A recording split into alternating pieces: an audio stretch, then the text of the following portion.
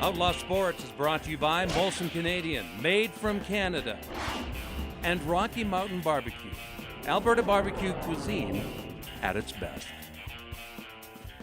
I want to ask you about special teams. To me, I thought the biggest surprise of the year was Rob Maver's punting abilities. Really after getting rid of Burke Dales and who I thought was just pounding the hell out of the ball.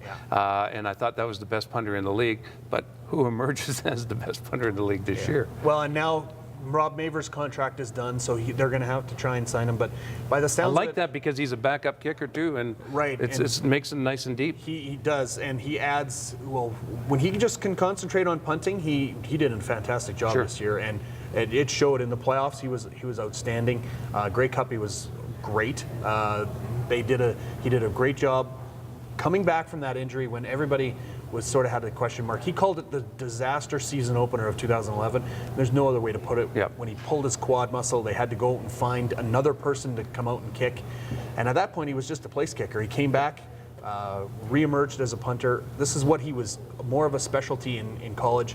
He did place kicking in college, but he's a better punter, and if they can keep him as a punter with Rene Paredes as their kicker, they've got the best special teams unit in the league with that tandem. And the return game and Larry Taylor. I mean, they'd love to have that guy back, and he's a free agent too. And they got a lot of free agents this year, don't they? A lot more than they used to, and it comes from having 72 guys on the roster and trying to figure out how you manage all these guys that played for you this year. Who do you think they'll keep? Who do you think will be gone? Well, I think the first priority is Mace, because finding a run-stuffing Canadian in the middle, I think that's a key.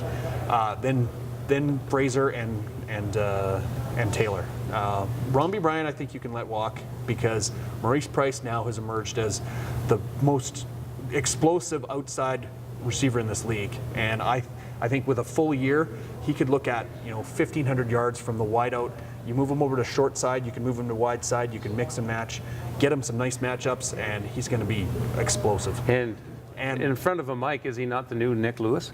Maurice Price is one of those guys where he loves the spotlight, loves the attention. You know, what receiver doesn't, except for Romby Bryant? And Romby has been tailing off in his numbers the last few years.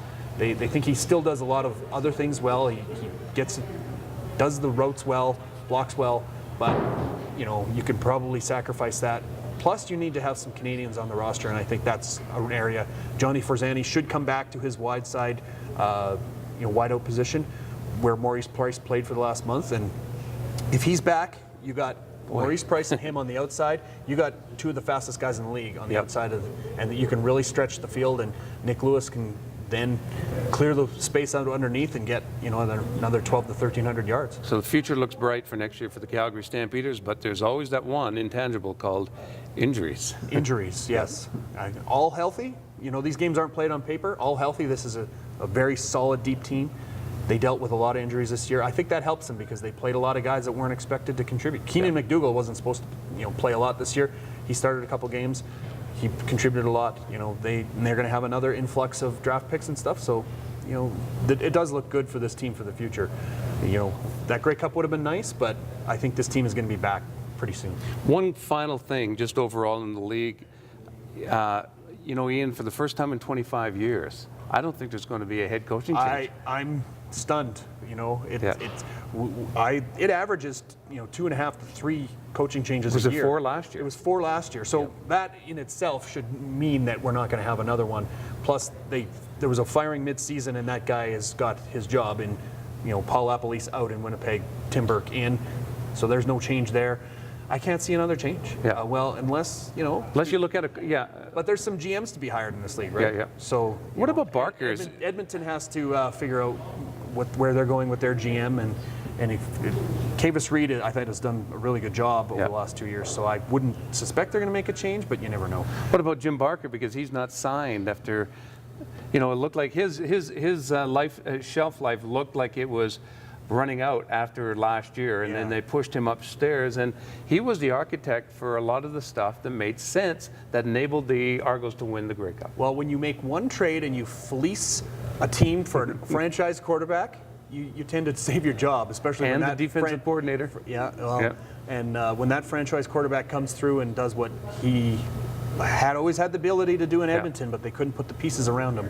They had those pieces around him in Edmonton or in Toronto this year, and you saw what happened. Ricky Ray won the Grey Cup. The old saying, you don't miss what you got until it's gone. Yes. Edmonton misses Ricky Ray badly.